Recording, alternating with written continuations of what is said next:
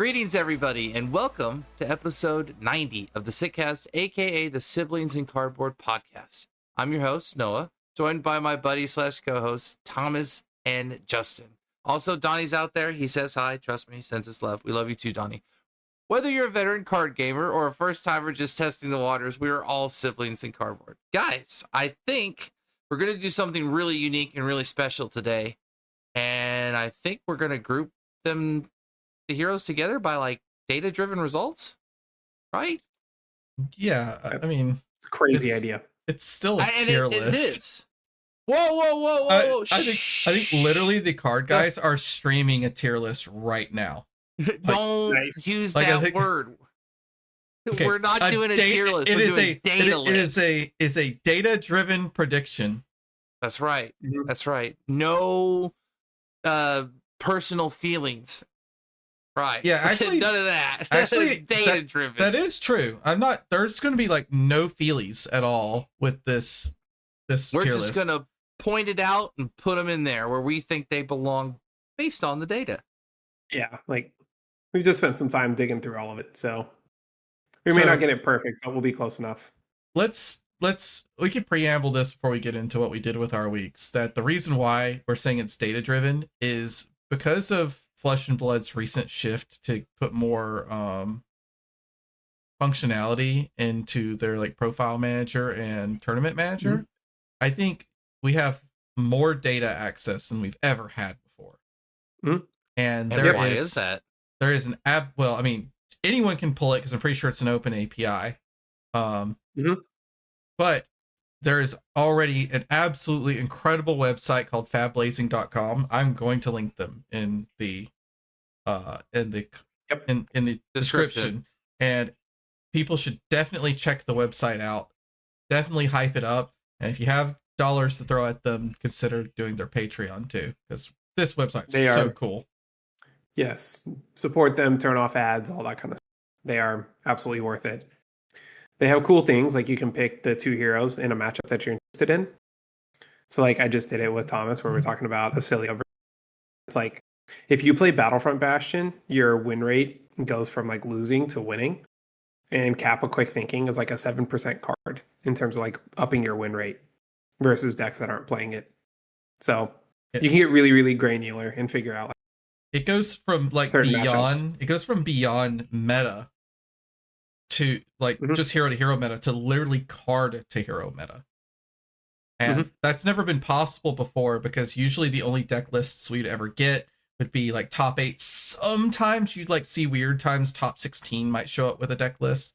Now it's like every deck list exists. So check every single card.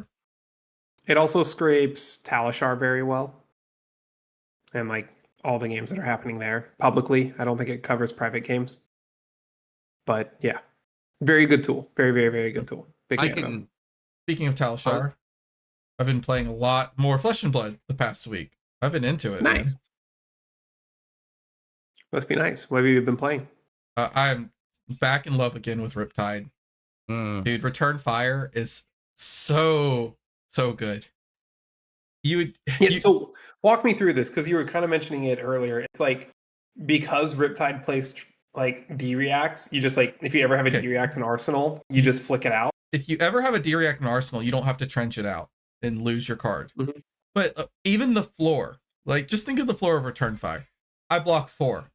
That's already just great. Like it's just so good. One card 4 already right there. Yeah. But okay, let's think of the instance where you have exactly 2 cards in hand, and one is a dry powder shot or a searing shot, and one is or a drill shot, and one is a Return Fire. You block with that card, that's 4 points. Maybe more if it covered a break point. You don't have a priority window.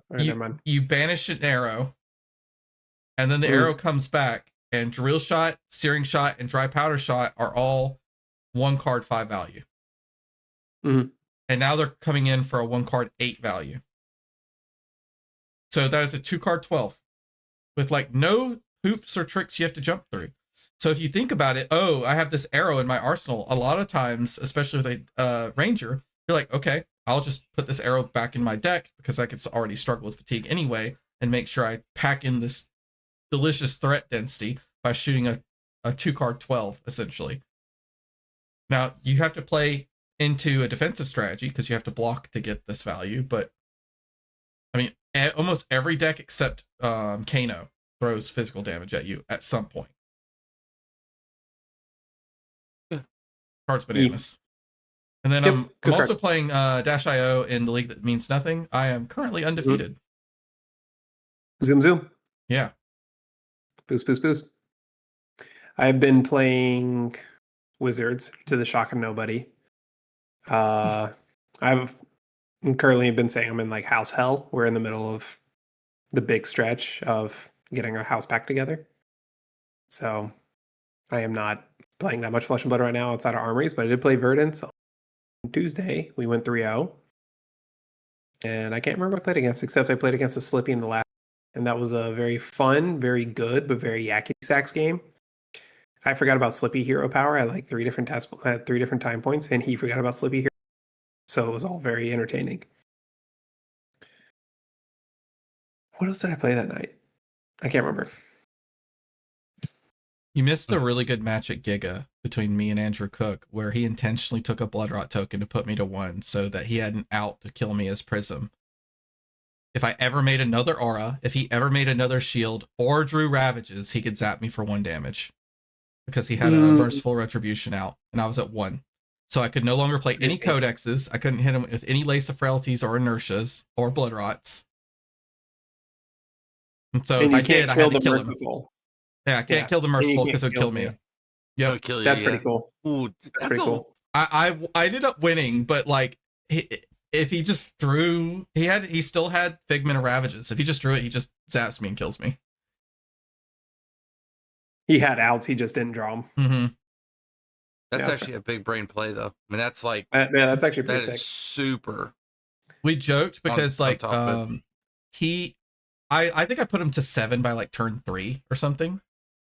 And then he brought it back, and it was pretty tough. I don't run any poppers, and the game like really kind of like failed for him was he drew both his gems in one hand, so Riches and Light of Soul. Oh, that was versus you? Yeah, and he pitches the Riches, gets his gold. And then pitches the Light of Soul and reveals Library of Solana off the top. And we were all joking like that. He just showed $1,000 in 3 cards.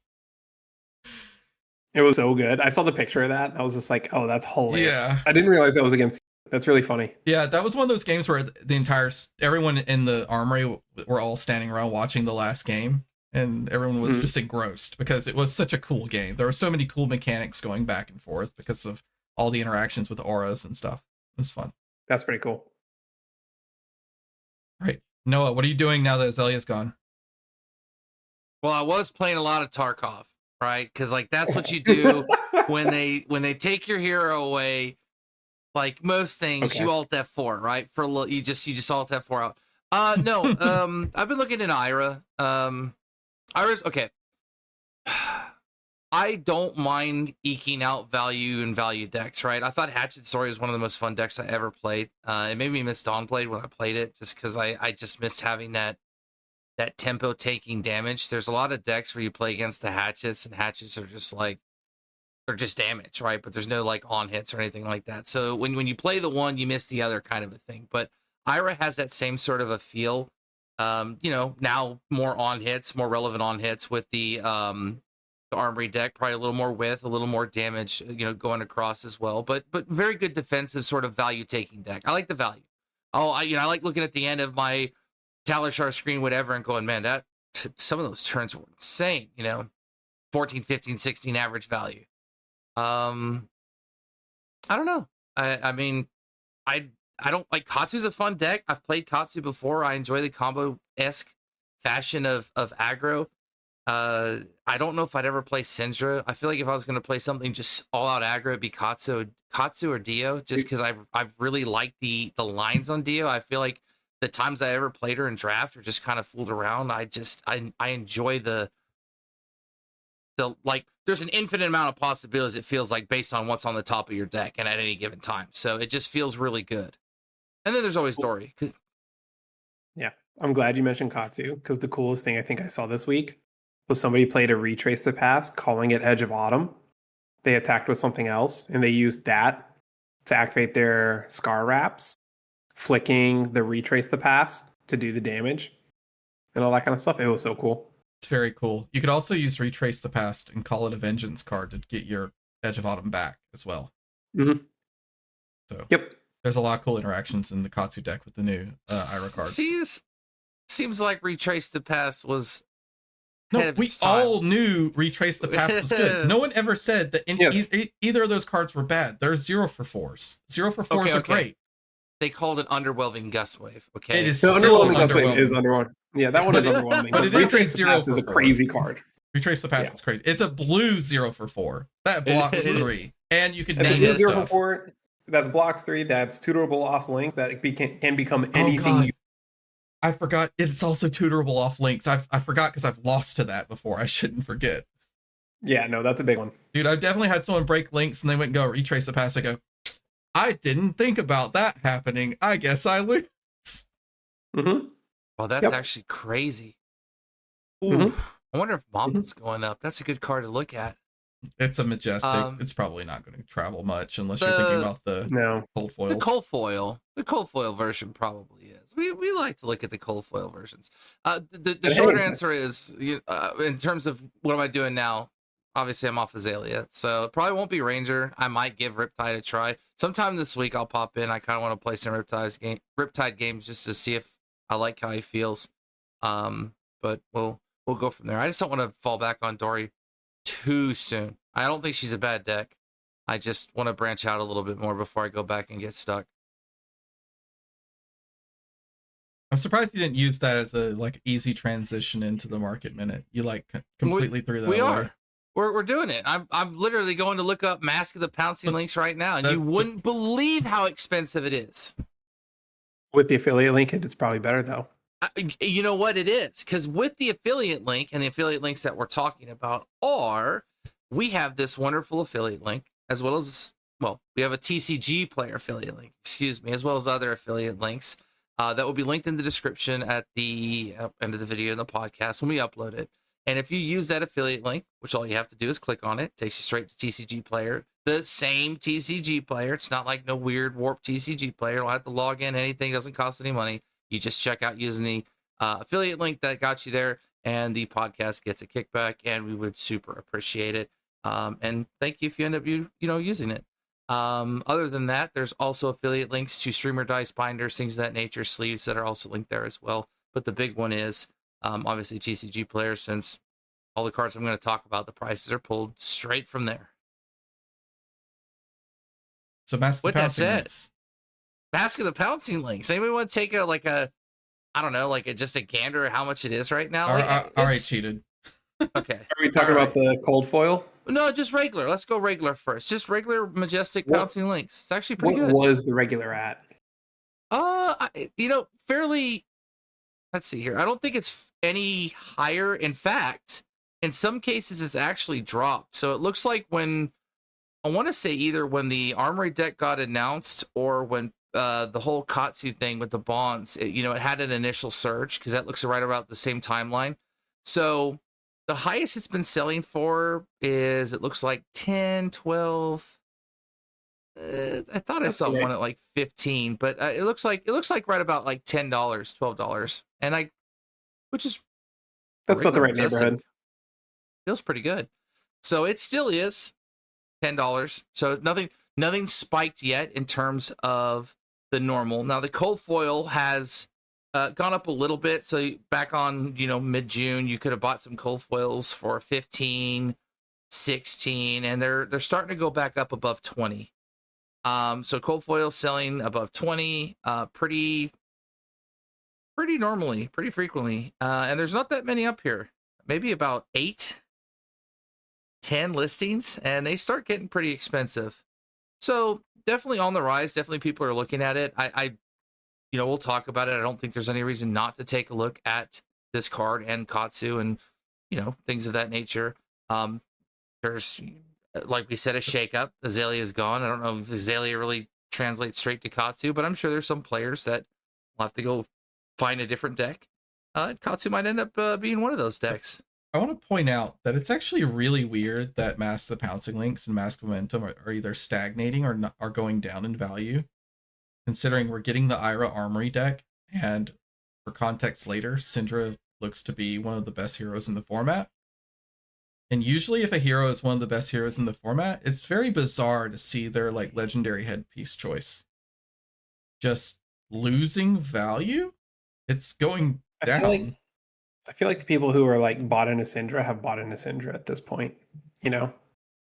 It's the assassin thing, right? And I don't want to say that because Savor Bloodshed really did have like a second glow up. I mean, it's at $30. It's not on the list. We talked about it last week. We all get that Savor Bloodshed is one really hard to get because of 100 prices, to just extremely good. And assassins are also very prevalent in the meta, and we'll talk about that as well with matchup spreads and both Slippy and Arachne, both showcasing Arachne Marionette. Sorry, regular Arachne. But I feel like once you have those cards, if you're somebody that will float to that realm, you kind of already have those cards. But there are some ninja cards that have been going a little bonkers. So perhaps there's a second glow up happening for some of these. The Mask of Momentum does kind of shock me a little bit, just due to the fact that it's a WTR Majestic or WTR Legendary. Same thing with Everfest. So it really just depends. 5, 6, 7, 8 of those masks go away. It's a whole new price. It's a whole new ball game. But we're gonna jump right in. Speaking of it, Hunted's still 600 a case. I think High Seas is still roughly around there. Still no news on what's going on with that. I ended up getting Hunted. High Seas and Hunted product. I've started seeing it show up at stores. It is rolling out. Non-Japanese Hunted, like regular. Okay. Yeah, regular Hunted. That does correlate. I ended up getting some from Australia just recently, some Hunted. It's still not here yet because it's obviously coming from Australia.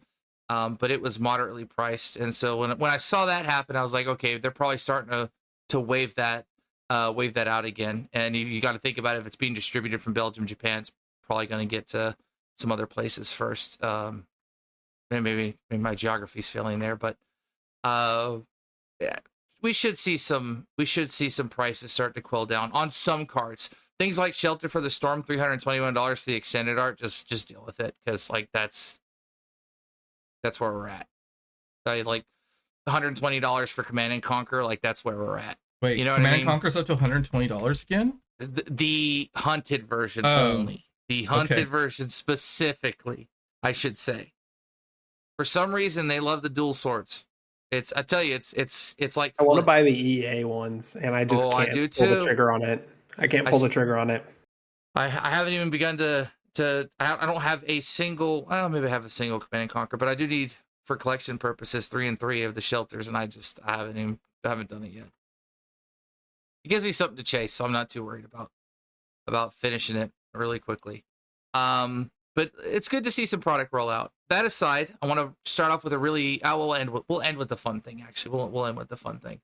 Don't know why I added this. I just kind of wanted to note that Dust from the Chrome Caverns is still an $8 card, and it sells. I don't really know why. I don't know if that's because people think that Dromai is coming back sooner rather than later. But 3 of them sold yesterday for $727, and so I don't know what you're going to do with Dust from the Chrome Caverns unless you're playing in Living Legends. Yes. Now hold on, I forgot that Living Legends is a format. I always forget about that. So, I guess Dromai lovers are very what do they call that? Ridiculous. Not committed. What is it? Loyal. Loyal. There you go. They're Empress, Lordy. I guess. Exactly. So they're very loyal. And speaking of loyalty and fealty, just wanted to throw out that Fealty Marvel is $192. Which is kind of crazy for just a Fealty Marvel. But those are exceedingly rare, aren't they? Yeah, they're hard to get. Yeah. But it had a huge jump. We're talking, it went from 100s, and then in May it just shot up to the 2s, and it never came down. Now they very, very slowly sell. Super slow. So not a huge market, not a very big moving card. Probably one of the best but if tokens they've ever made art-wise. Oh, 100%. I mean, the art on it is, it's pretty good. It's pretty criminal how good it is. Probably. I'm trying to think of a better token. That was really good. Like, I think Cold Foil Rune Chants Embodiment of really Lightning. Cool. If Embodiment of Lightning got the full art treatment, I think it'd be up there. Yeah. I'd love a full art Rune Chant as well. Of all three colors. Speaking my language. Yeah. Of base Rune Chant, Earth Rune Chant, Lightning Rune Chant. Let's go. Full art. Yeah, that would be sick. Full art Frostbite would go so hard. Full art Frostbite. Because Cold Foil Frostbite's great. Okay. Cold so there are Frostbite, some up there, but I think Fealty is still really high on the list Fealty, right now. Yeah, because it has the full art treatment. And like the High Seas ones felt kind of crazy to me. Like they're good. I think the cog looks exceptional. The others are okay. Yeah. Okay. Anyways. But yeah, Fealty looks great. I agree about the cog. I really like the way the cog looks. I know, like Gold Kiss Rum, I think is the one people want to pull out of that treasure pack or whatever. But I think because I think the Gold Kiss Rum is like a 1 in 5 or a 1 in 4 compared to the others. The treasure and the cog. Yeah. So this next card, little awkward. I remember when this card came out, it just never really got the love it deserved. It's always been a pretty cheap card. Its lowest, because I want to have you guys guess. Its lowest was, I mean, you could have bought it at $1 back in April. And then it had some different glow up moments. But in the last 3 months, it's went up 250%. It is a mechanologist card. But it's an awkward mechanologist card. Is it Null Time Zone? No, Null Time Zone's insane. It's an awkward mechanologist card. Well, I think it only got better because of Puffin. I think it was still semi-usable, but I think Puffin is the one that really uses it the best. And it didn't come out in High Steel Seas? Street Hoons. Oh. Steel Street Hoons. No one even plays that. No, they do play it. It's one of the best boost cards in the deck. I thought people just threw in all of the soup and said that's good enough. But I mean, no, you play the soups, you play Hoons. Okay. This card's nuts. I'll read it because it's an older card. So it is a blue. It's a blue mechanologist card. This came out in Bright Lights. It costs 3. It blocks for 2. It attacks for 3. Pitches for 3 because it's a blue. Boost. If an item you control has been destroyed this turn, this gets +2. Galvanize. With this when this defends, you may destroy an item you control. If you do, it gets +2. So in reality, it can be a 5 or a 4 block with the boost tag on it. Pretty good in Puffin with the ability to kind of generate items that you're just going to destroy. Cogs are going every turn. The galvanized mechanic was made for her. It just doesn't play well into the other heroes. Like, well, because your items aren't that like the only item you want to blow up on your opponent's turn is a dead cerebellum or a dead boom grenade. Everything else keeps its value, basically. Yeah, where this one, it's like you have things that work on both sides of it, right? Popping cogs or popping your items at the start of turn. I mean, well, you just have dead cogs all the time. Yeah. So your galvanized is like almost always online. Yep.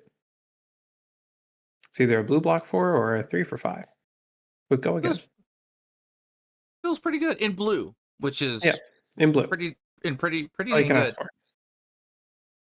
Block 4 in blue is pretty wild. I'm pretty sure like your blue base is literally only soup, hoons, and copper cogs. I don't think they're and the one that makes a cog and puts steam counter on. Workshop. Cogs. Yeah, workshop. Yeah, I think that's your entire blue base. And the reason I didn't think people were running hoons is I thought their blue base was just blue soup, workshop, and the rest was copper cogs.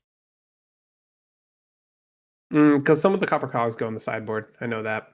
Okay, and maybe it's just the list I've played into Puffin. I'm consistently seeing the ones where they probably just play all the cogs. Yeah, I think you play 9 of them main board, and then you have 4.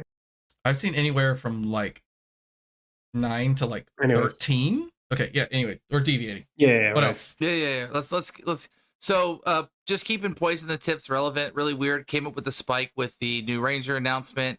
Don't really know how much it's going to have now that Azalea's gone. I think people wanted to try it. Marlin. It just adds an extra discard effect. It's still $8. Relatively doesn't sell super well, but you'd think it would have kind of crashed with Marlin being out for so long, but perhaps, people find use, people want to work it in.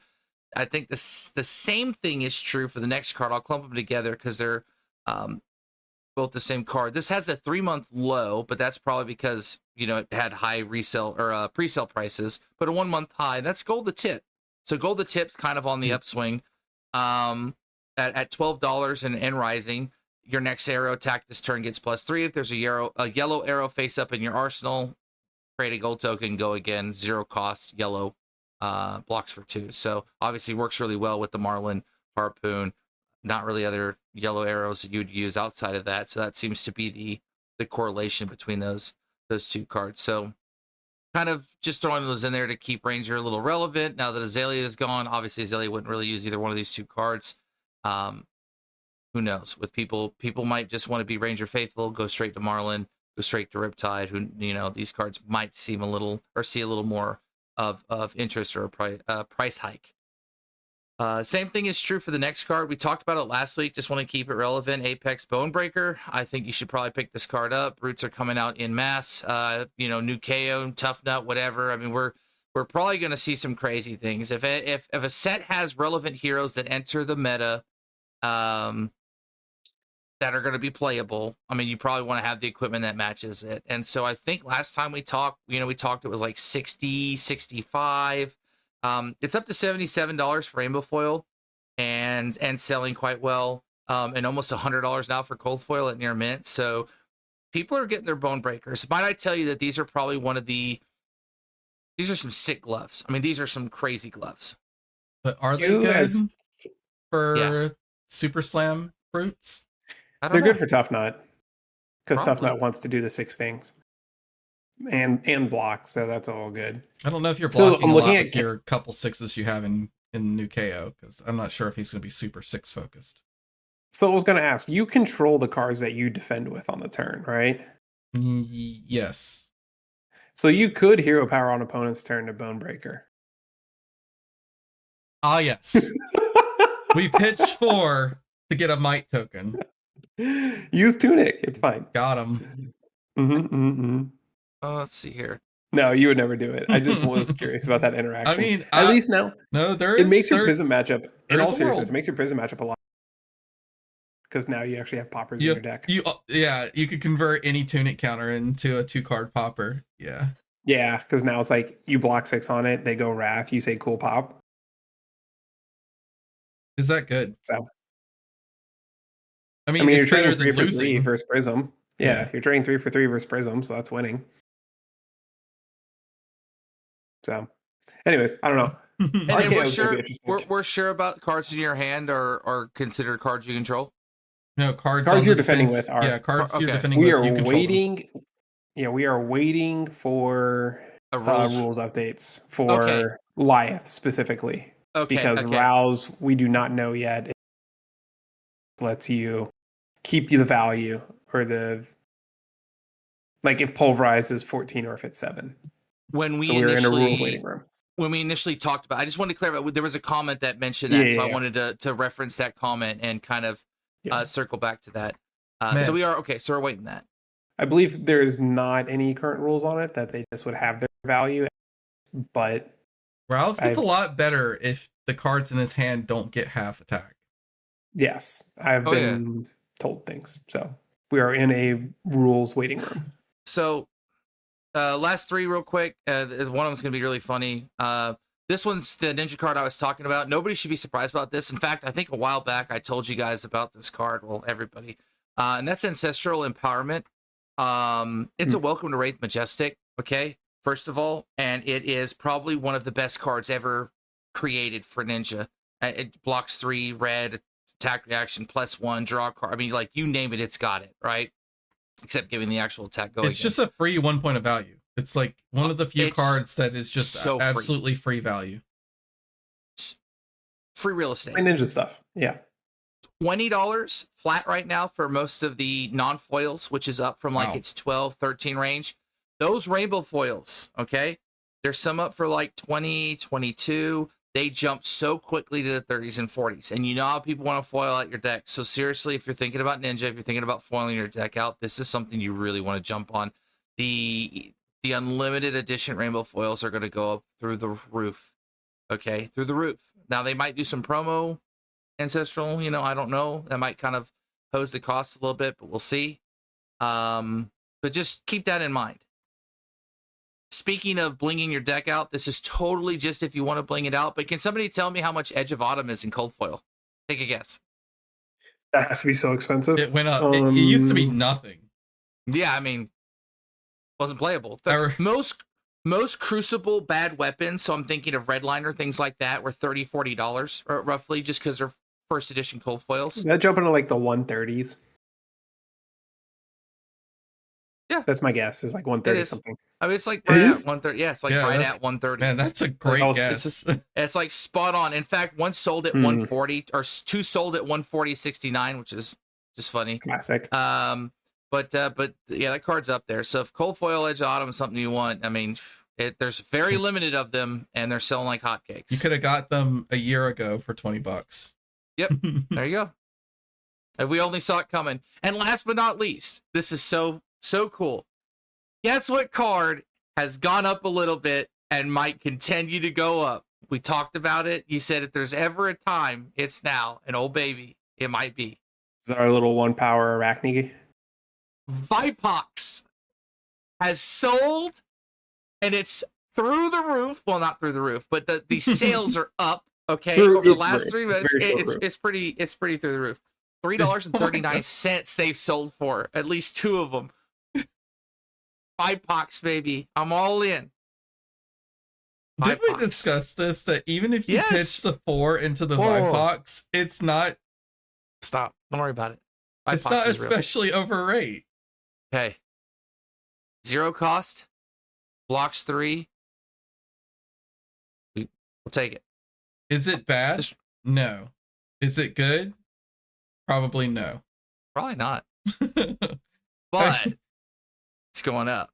You ever draw this in KO, the new KO, and you don't have the ability to pitch into it? It is just a 3 block. That's fine. Here we are. I'll figure it out. That's our KO's problem. That's not current. And now that we're done with that, how does Vipox and these other cards? But no, seriously, how does all this shake up the meta? Azalea's gone. Oh, okay. We've had some, here we go. The biggest things to shake up the meta is possibly Azalea being gone. People are out of aggro jail. Big one is Azalea LL this past weekend in Bucharest. I think that's how you pronounce the city. I am terrible at getting those right, so I probably butchered it. There's a random battle hardened.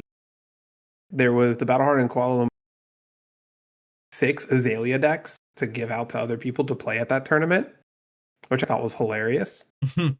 But that was not the event that took it out. It was the other random one where the guy who won it won 3 hours of thing. But that top 8 was 4 Marios, which is really interesting to see the weekend before the Pro Tour. 1 Syndra, 1 Azalea, 1 Dory, and 1 Jarl.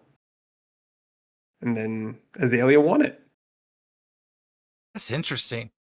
I wonder what the Jarl played, because I mean, if the Jarl played the Azalea, that's not a very fun matchup for Azalea. It's not unwinnable. It's just not very fun. Jarl lost to Dory. Dory lost to Azalea. Azalea beat Mario. Wow. Yeah. That's the Azalea Mario finals. My immediate comment as soon as it was posted, I was like, that is a 50-50. I have no idea where this could go. It's like, because it's does Azalea draw Tar Pit Trap? If she draws Tar Pit Traps early enough, then she just wins because she'll outrace Mario. I don't know. But anyways, so Azalea has now LL'd.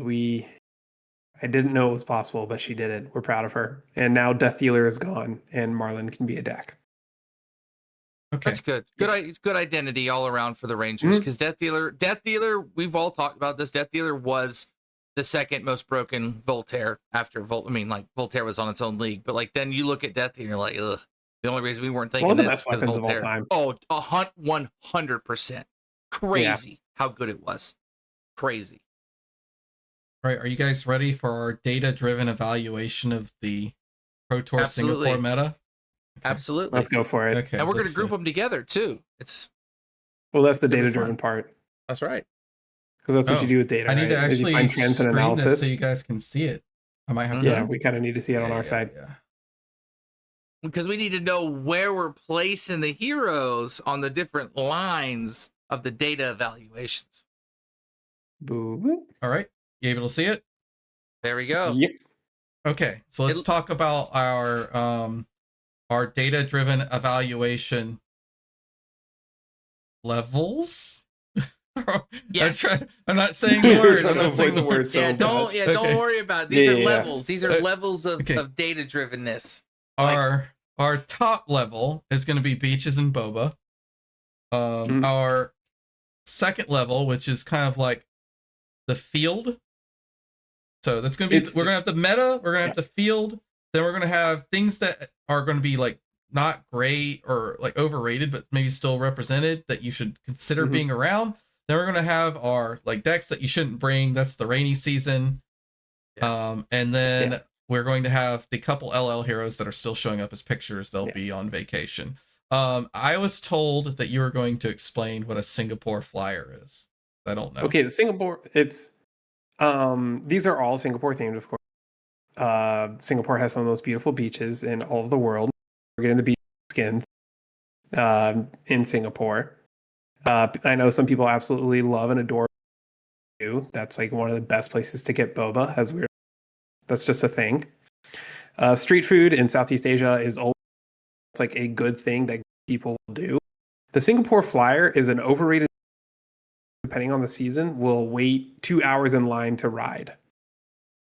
Like, so it's just a big Ferris wheel that you can see like the whole they city. They call it the world's largest observation. It's like the world's largest observation circle or something like that. I can't remember. I looked at it earlier. Observation wheel. There we go. And I was like, oh yeah, that's right, that thing. So it's literally just like a tourist trap, and that's what those decks are. Is they're traps. Oh, okay. These decks are okay. It makes a lot of sense now. These are the trap decks. Like yes. And rainy season. If you have ever been in Southeast Asia during rainy, you just stay inside the hole. It's sad. Okay. I like it. Digging through the numbers, we kind of looked at our like win rates in paper, our win rates in Talishar, our representation in paper, our representation in Talishar, and then we took samples of all of the largest nationals, plus calling Bologna. Specifically, we completely removed United States nationals, calling Las Vegas and such, and that's because, or Battle Hardened Las Vegas, not calling. Battle Hardened Las Vegas, because that did not accurately represent the meta that we saw. There was way too much Florian, for instance, and if you like put that data in, there's just so many players there, and there's so many matches that it actually skews the data. It like makes Florian look like really hard. He's going to be highly represented, and he will be represented, but he's definitely not going to be highly represented if we go by trends we've seen from other tournaments. The other thing we did was we took like representations from nationals for the last 2 seasons. So like during Dynasty meta, whenever Lexi was like the deck trademark, and compared that, like how the nationals percentages broke down versus that Pro Tour meta, and did the same thing with Zen was running all over nationals, and then Zen plus new were 40% of that Pro Tour. And we looked at the conversion of like how much it was played at nationals versus how much it gets played at Pro Tour, and then kind of broke it into meta versus not meta and things like that. Because when you go to a Pro Tour, less people bring Rogue. They usually bring better decks more often. So I was curious to see like at what percent does that change? And it's quite a bit. So some known variables that we have going into this meta is, as we've discussed, Florian is just bad in a gravy meta. He actually doesn't have a too terrible win rate in a gravy. It's like 45%, so it's just unfavored, not just a total loss. But the general sentiment is he's just not good in the gravy, and I think you'll also struggle again a little bit into, I think, Verdance, right? And you did struggle into Azalea, so Azalea LLing is kind of a bit of a wild card. Maybe we see some heroes that had some struggling matchups come back. Maybe we don't, just because it's such a short notice. This is one of the biggest wild cards we could have expected, because like everyone was pretty sure Azalea was just going to make it now. We're past all the nationals, and then literally last second Battle Harden Bucharest took her out. The other wild card that's going to skew the data a little bit is the Ira deck that has affected both Ira and Katsu very positively. And especially with Azalea leaving, that's going to change how things look. Even if it's only slightly, those decks will probably get like a positive skew.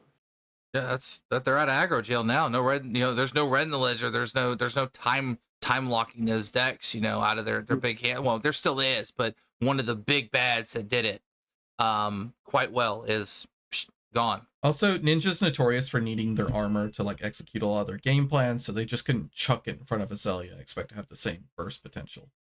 So now we've gotten rid of that, and we've also injected these cards into the meta. I'm not saying we're ignoring Katsu and Ira when we do this discussion. I'll say we basically have no data in order to incorporate them. I think they're going to be like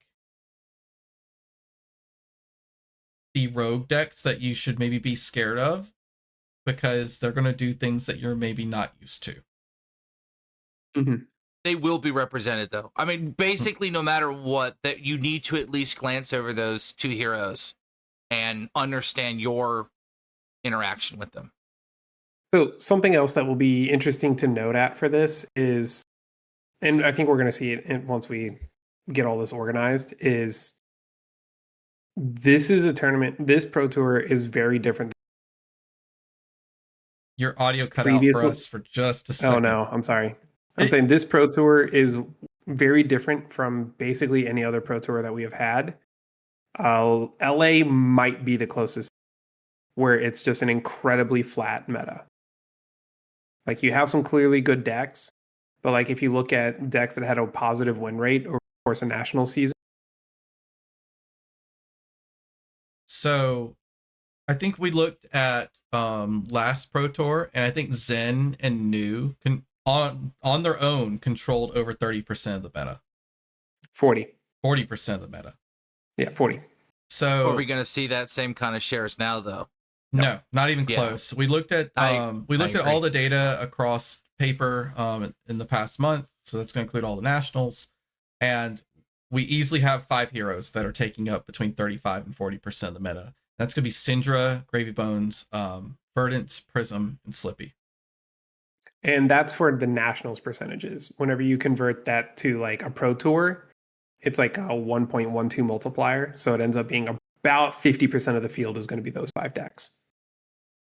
Yep, that makes sense, because since these are identified as probably some of the more powerful decks in the format, people are coming with their serious faces on and with their serious stack of 80 cards.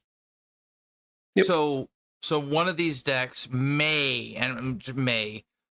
get 20%. Now that might be generous, but you guys are thinking less than 20. We're taking a less than 20%. Okay. Over 30 days, there wasn't a single. I don't think there's a single representation that took 20% of the meta. So can Syndra or Gravy come in and scoop up 20% of a meta in Pro Tour? I wouldn't be surprised. But I was gonna say, I'll take that wager. I think it's unlikely.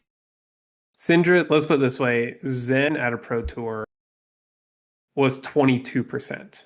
Okay, that's a good, right. Like Lexi was 19.6 or something, or 20. She was like 20-ish as well. So 15 or below then. Yeah, I think your most played is going to be in like the 15 ballpark.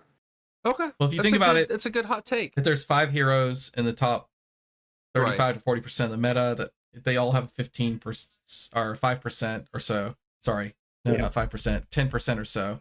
Then that's gonna get you to add up to your 40 to 50%.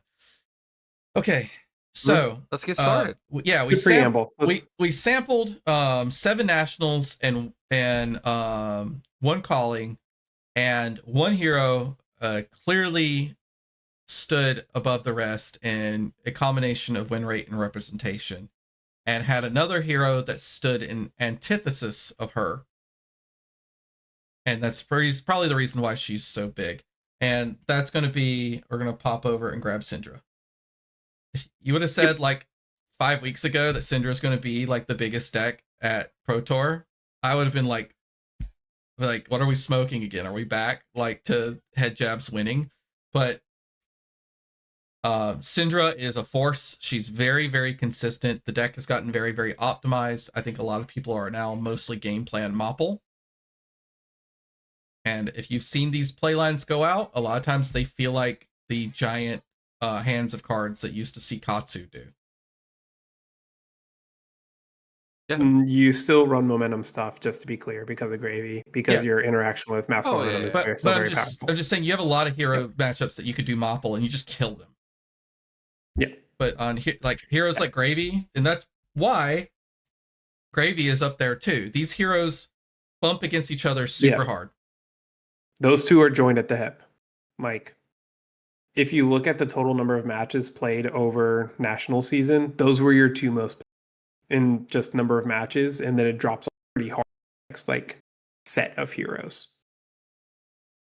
So if you don't bring your 80 with plans to deal with Syndra and Gravy Bones, you might struggle a little bit. One of the most difficult things about this meta is the fact that being able to deal with both of these heroes is very difficult deck building. Yes. Because they pull your deck in two totally different directions, right? Syndra, you need to have a proactive blocking plan or be as aggressive as she is.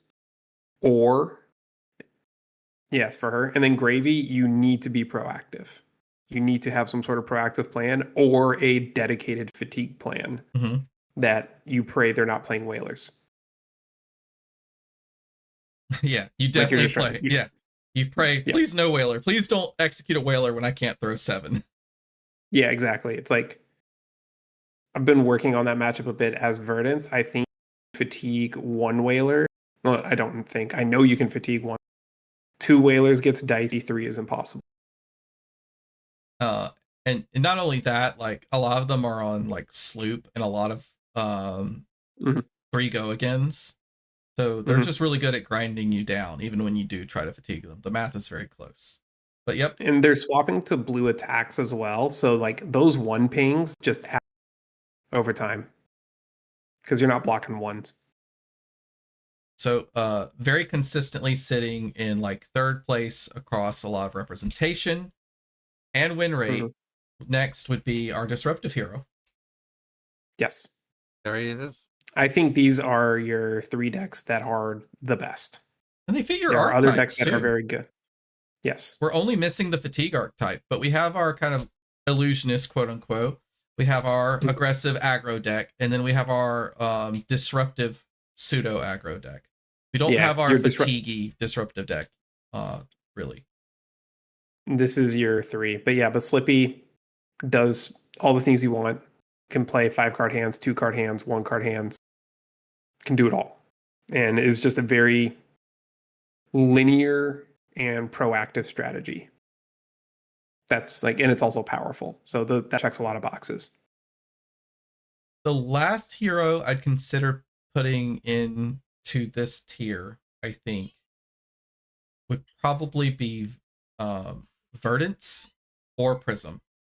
So, and I don't think you should put both, because I almost don't think either of them deserve to be in there. But they play on such different play lines from other lists that these strategies we talk about that these 3 heroes execute sometimes just doesn't work, because Verdance and Prism play on such a different paradigm than they do.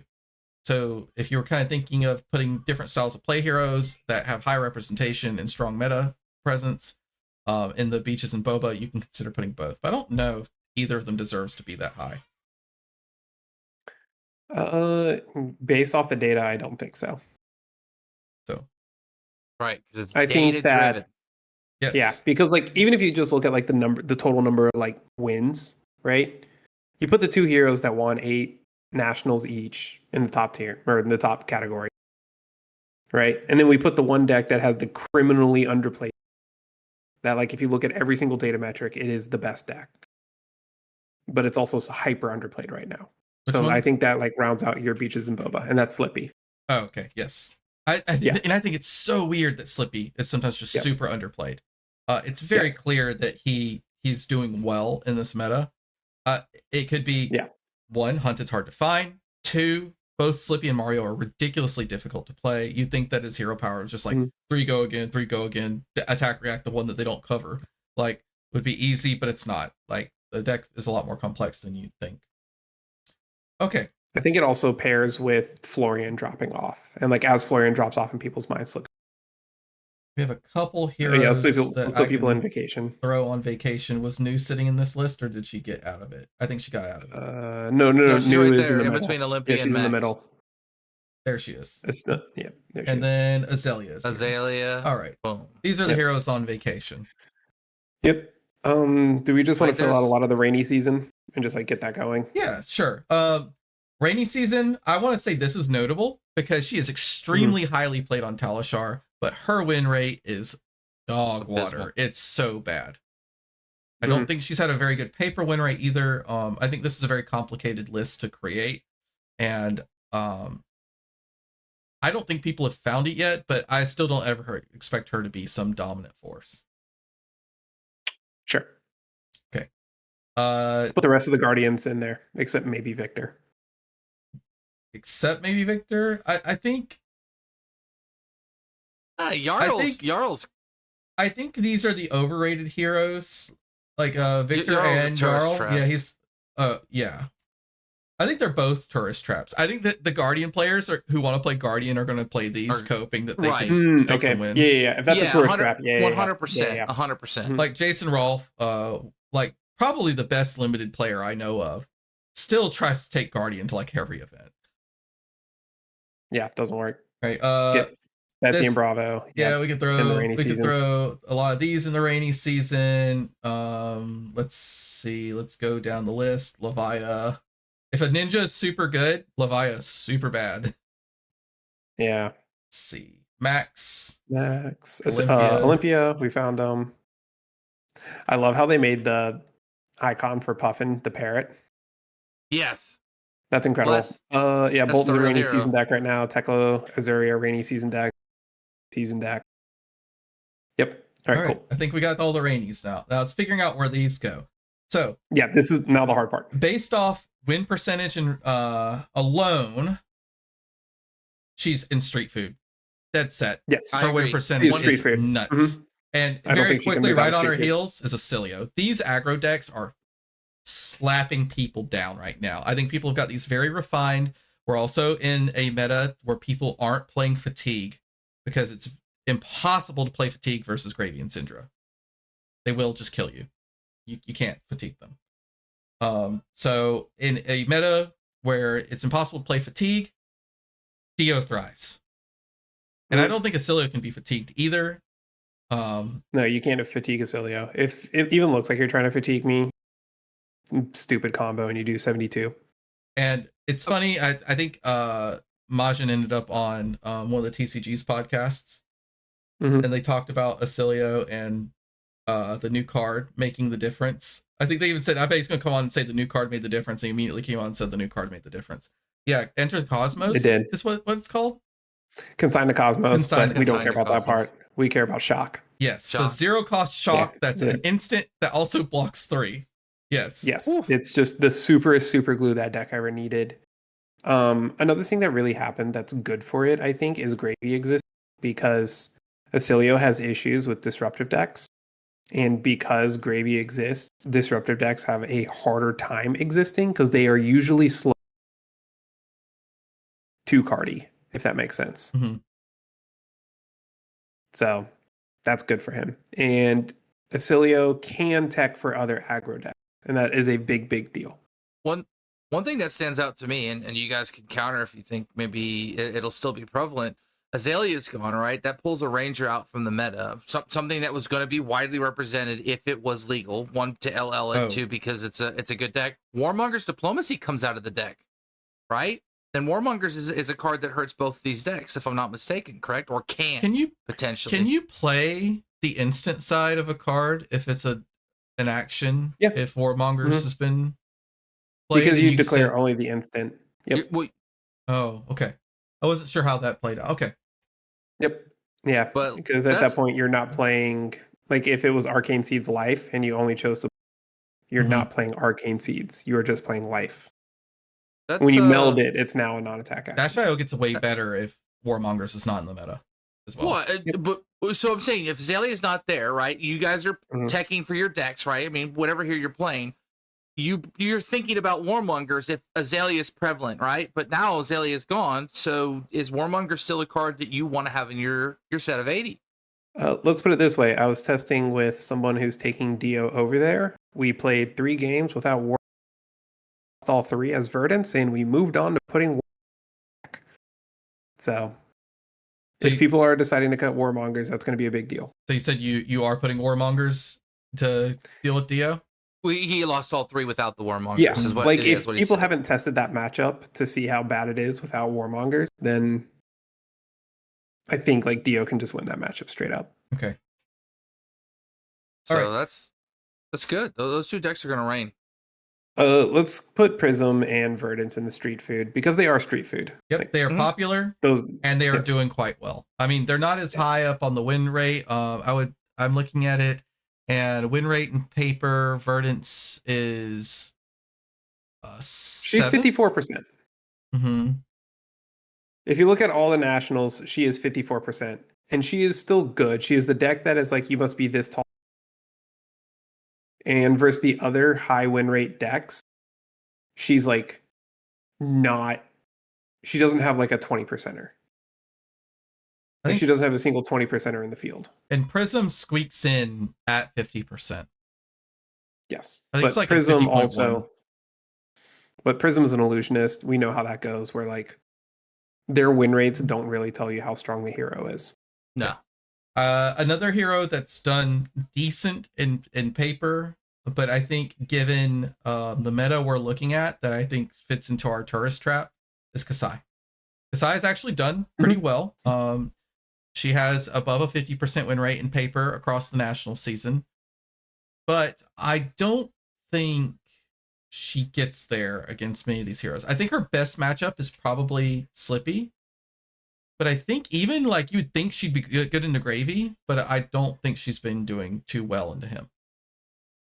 My only downside, well, because dual-wield, right? So obviously, like whenever I play dual-wield against really fast wide decks, I mean, even things like 5, things that really stretch your hand thin in a thing where you need to keep 2 cards to 1 reset your dynamo, you're going to leak damage, right? These wide decks really come around your blocks, even with Take It on the Chin, things like that.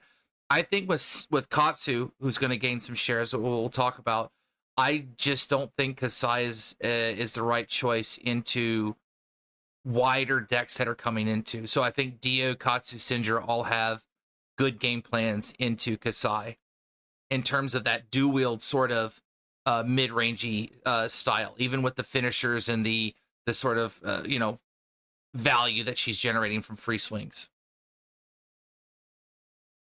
I think a lot of her swings come in at 5. And that's a problem with Chum. I didn't think about that. Good point. No relevant on hits outside of Copper, which I guess is a relevant on hit, but like only when it's relevant. Do you get the Copper when you hit a ally, or is it only when you hit a hero? Some of them they hit. Yeah, just on hit.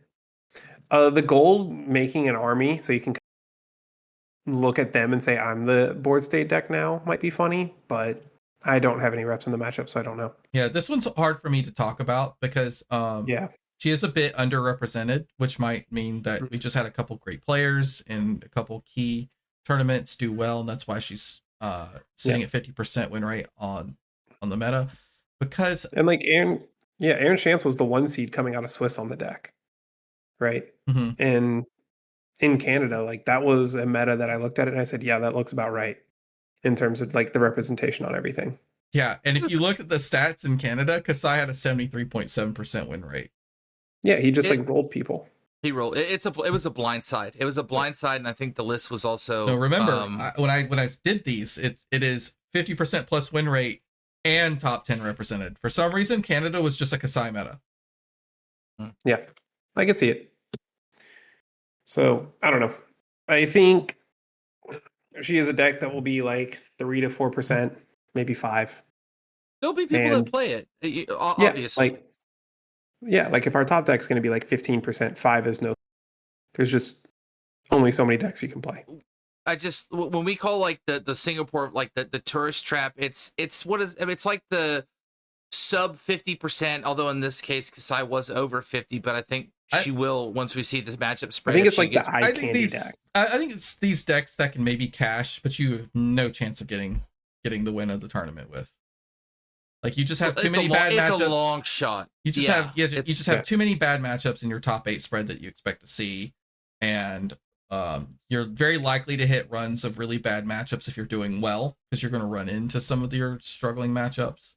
So, talk to me about Mario.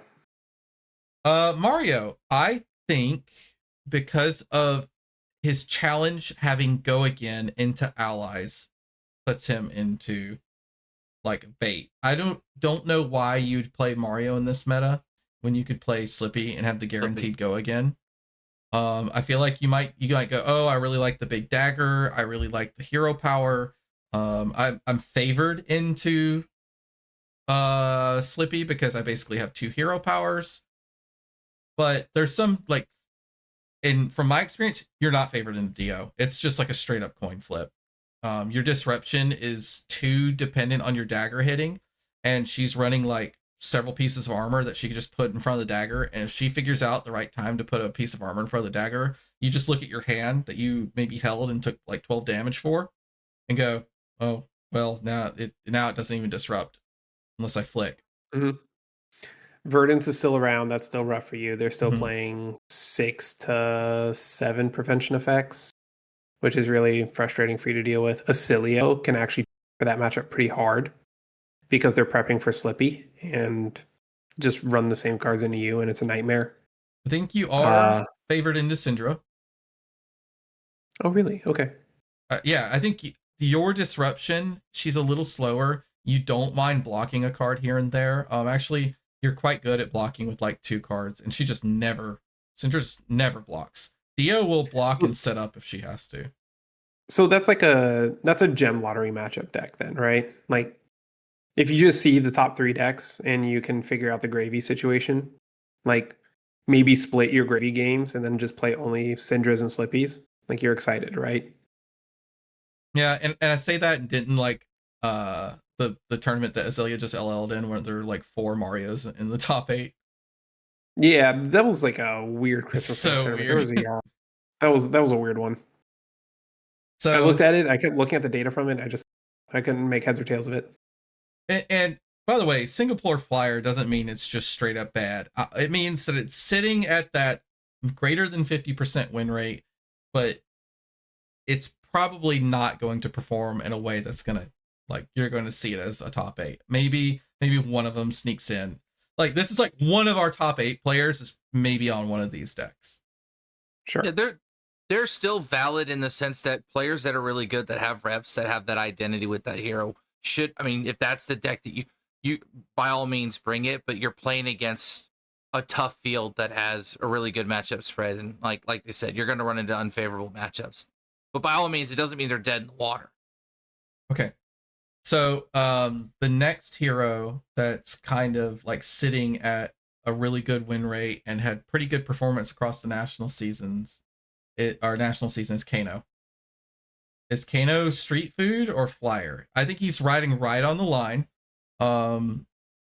It's always so hard to evaluate him. I always just want to put him into his own tier. The expected or get dunked tier. It's because like there will be Kanos. Well, because like everyone's like, okay, Kano doesn't have a big representation. We're not going to run a bunch of AB or Arcane Compliance. We're just going to try to race Verdance and Acilio. And then everyone just comes in with like AB1, and Kano's like, sup. Just does the thing he typically does. Could this be like one of the few Pro Tours where people just disrespect Kano? Can't. Yes, because a lot of the Kano players are playing Acilio openly, so people could disrespect it and then they'd like slip through. I don't know. I have a hard time with Kano as well because I almost want to make a dark horse tier, like at a row below. And I'm just gonna make this all like question marks. Because I have such a hard time evaluating Kano. Yeah. I would not be surprised if a Kano top 8s, but I will also not be surprised if there's not a Kano in day.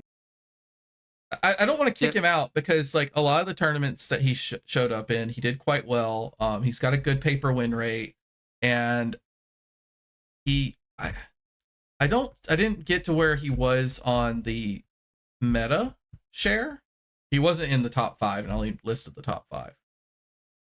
No, he is like way down in the meta share. He was like 1.2 or something like that, 1.6. I mean, if we're looking just at nationals, he has a 54% win record.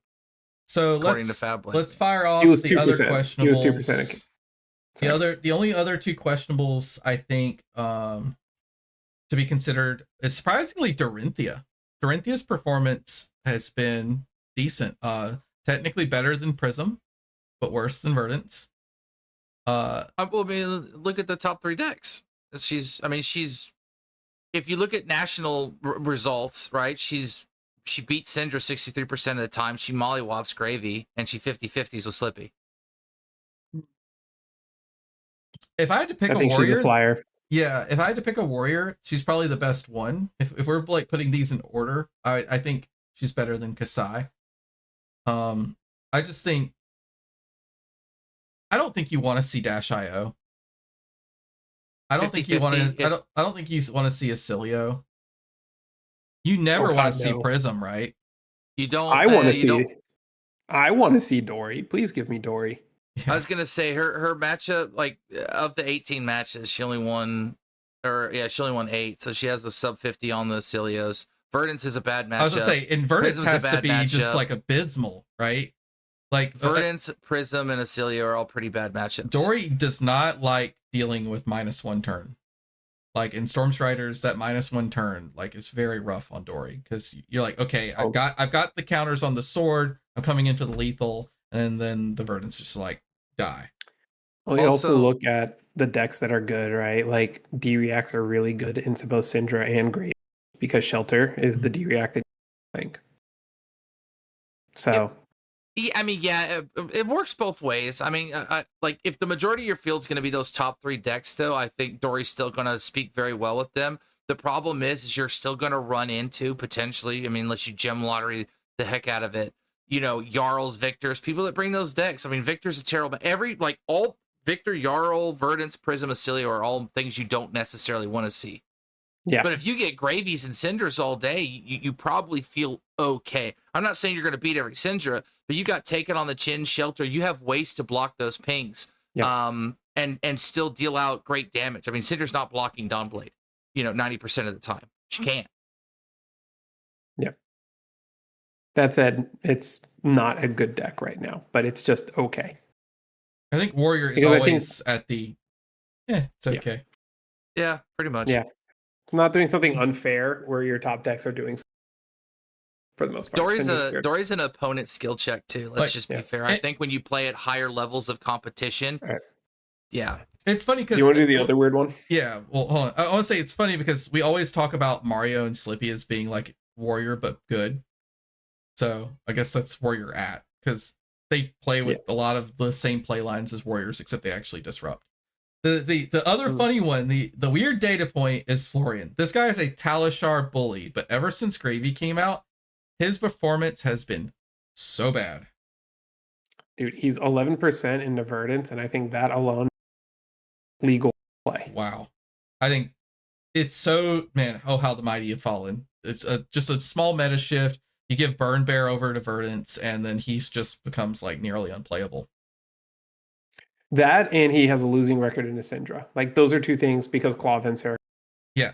He used to have an even or slightly favorable matchup in the Syndra because you just got the Felling the Crowns rolling and you'd win. But yeah, Clav and Sarakai, your enchants don't do anything anymore. And my first ever match that I lost to a Syndra was at Nats, and it was because Claw. And I punted, but yeah. I'm sure I've asked this before, but how's Florian's Gravy and like Slippy matchup? Slippy is your best matchup. That's one of the reasons to play Florian. Gravy has equally, but as these gravy decks, because if you see Slippy and Syndra as like two Beaches and Boba decks, right? Those decks don't want to see Whaler. You're not playing Whaler in a Slippy. You're not playing Whaler into. You might trim a Swabby or two because they're expensive to get out versus those decks, that kind of thing. And those are the allies that are good against Florian. So it purely depends on like what Gravy's ally suite is. Okay. Okay. Then I think almost all of these other heroes probably sit around maybe the Taurus trap. Riptide, as much as I love him, he's probably in a rainy season right now. I think the deck is quite good, but there's no data supporting that. He's just so underplayed.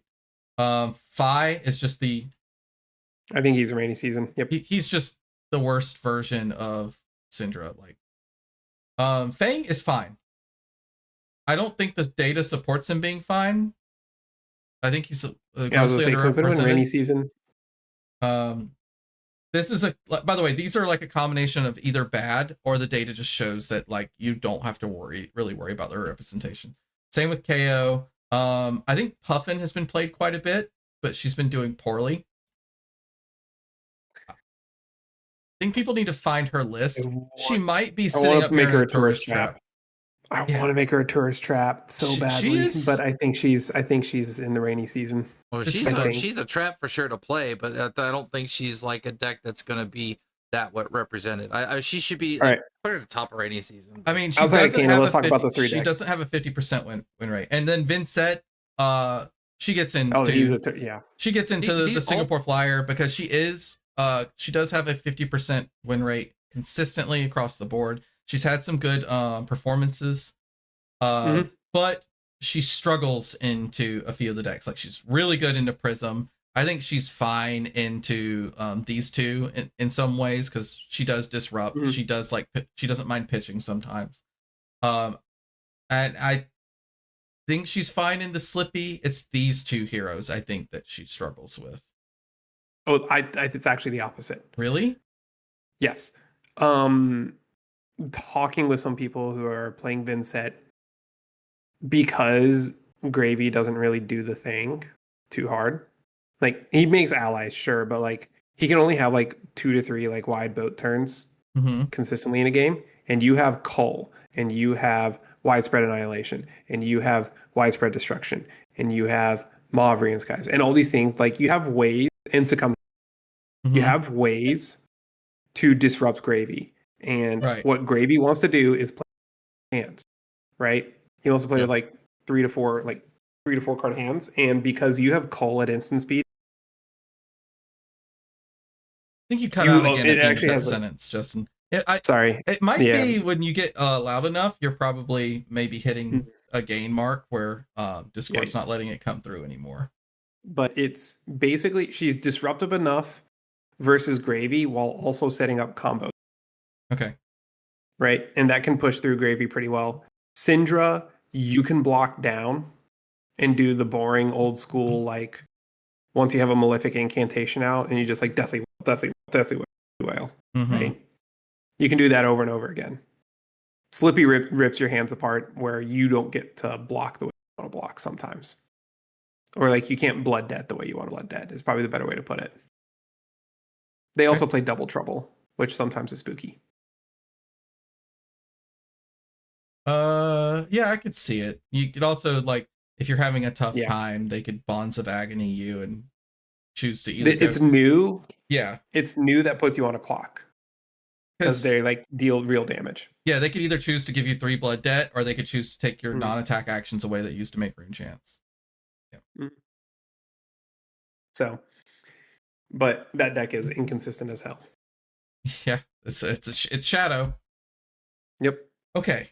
That leaves our weird wild cards that I want to be lazy and just toss them into question marks and in the stream. No.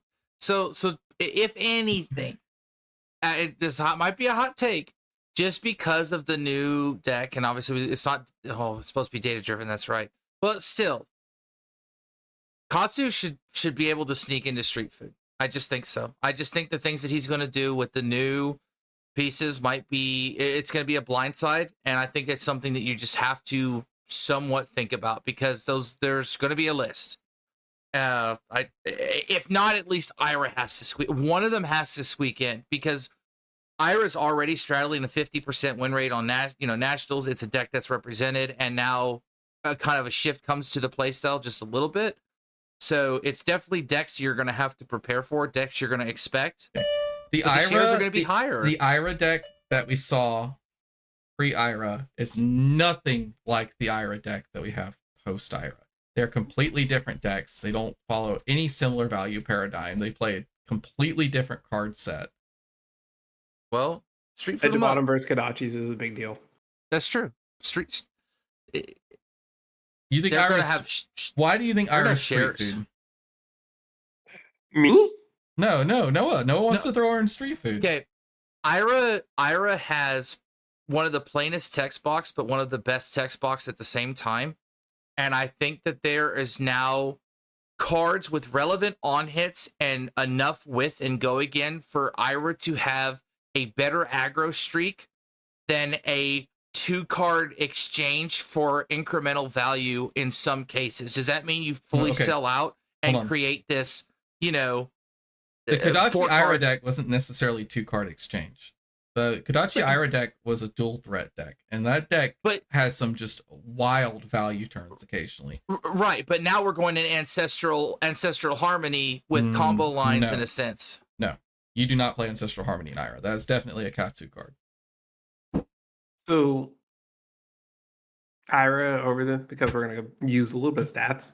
Ira had positive Syndra and Great, but like this is a gem deck. Like if you hit the gem lottery, you will, because her win rates versus certain decks were Syndra 63%, Gravy 85%, Prism 80%, but then your losing matchups were like 15 and 33%. Right? This deck is so good into Gravy Bones.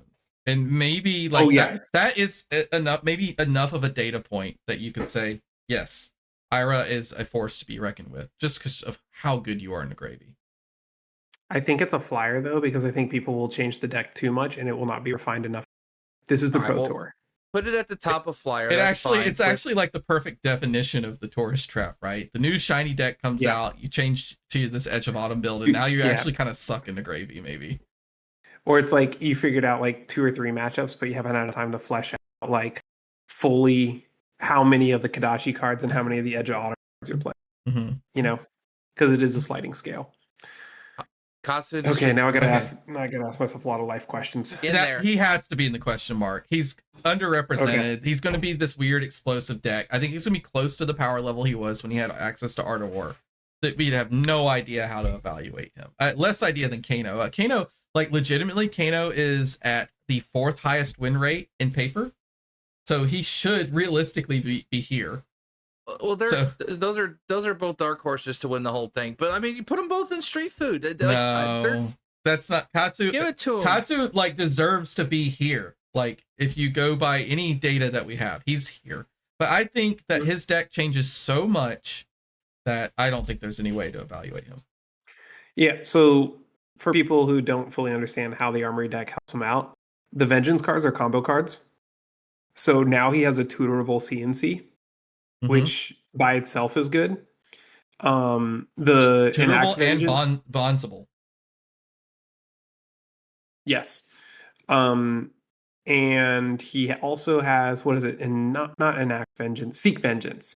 Seek Vengeance is now a card that, like, if they lead Edge of Autumn, Seek Vengeance, you don't want to block that typically because, like, versus that style of deck, you're trying to protect yourself for the Surging Strike line.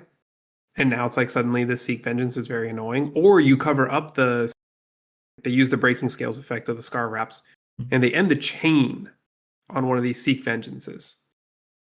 And you, as like a player playing against Katsu, you had to decide, are you blocking the Surging Strike line, or are you blocking the Vengeance to stop the Scar Wraps from letting them get basically Breaking Scales over and over again? And that is a nightmare to block. But we have no data. Yeah, we have no data at all. This is going to be like a scary deck.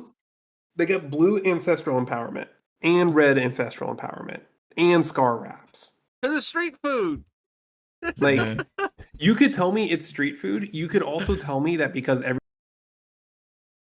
and Calming Breeze or whatever, because Arachne and Slippy are good, or sorry, Syndra and Slippy are good, that he just like suffers because of it. He may just be catching stray. I don't know. Natural Warmongers runner though, right? That gotta count for something. Nah, you cut that card. You cut the card. You cut it? No, we've got way too many good cards to run bad cards now. Yeah, dude, you got like capital G good cards in that deck now. Okay. I don't think there are bad cards in the Katsu deck now. I think they're all actually good cards. It's kind of wild. Is your worst card? Well, Yellow Searching Strike is. I think your worst card is Blue Whelming Gust Wave, and that's saying something. Is it blue? It still creates a chain. Yellow Searching Strike is fundamentally a bad card, but it enables a lot of good cards. Yeah, but the math on it's terrible. Yeah, it's a 2 for 4. Oof. Still a breakpoint. Yeah, but I think that and like Be Like Water are probably your 2 worst cards, and that's like Be Like Water, pretty good. Be Like Water should scare the bejesus out of you now. Yes. Yeah, and like Retrace the Past lines are like super interesting. That card is crazy. It has so much. Mobbable.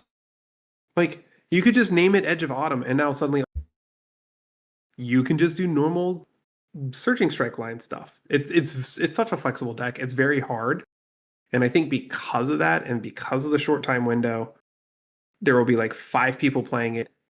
2 of them are going to day 2 and have a good run into it. But I don't know. I have no clue. That's just gonna question marks. Give my... Yes, that one is super question marky for me. He's above 5% played. I'm calling it now. 5%, higher than 5. Mm-hmm. Higher than 5%. Nah. So now, hold on. Now that we can kind of visualize the graph, what are we surprised about? I'm surprised at how little actually made it out of rainy season. But it's actually true. I am surprised that I think we think there are 3 wizards that are scary. Hot Wizard Summer, baby.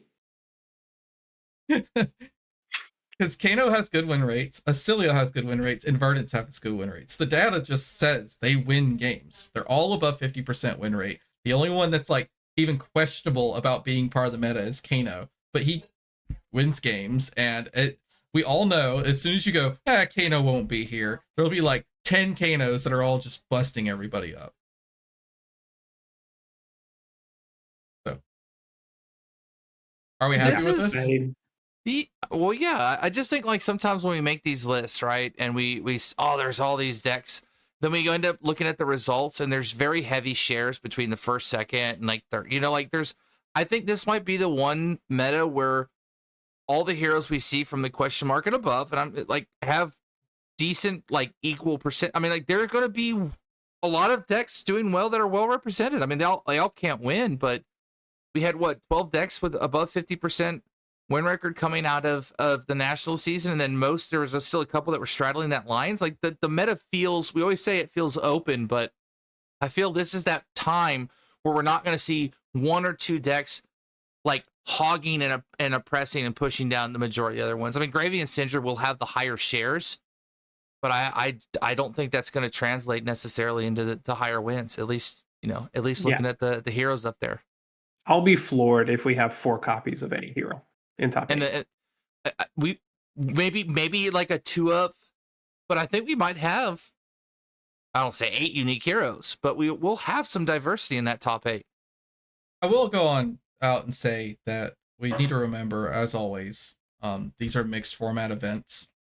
We have people who manage to squeak through and have decent gem luck or high roll a bit with their heroes, and then absolutely just dominate draft, and then get in top 8, and we're like, oh, whoa, that's crazy. There's a KO in top 8.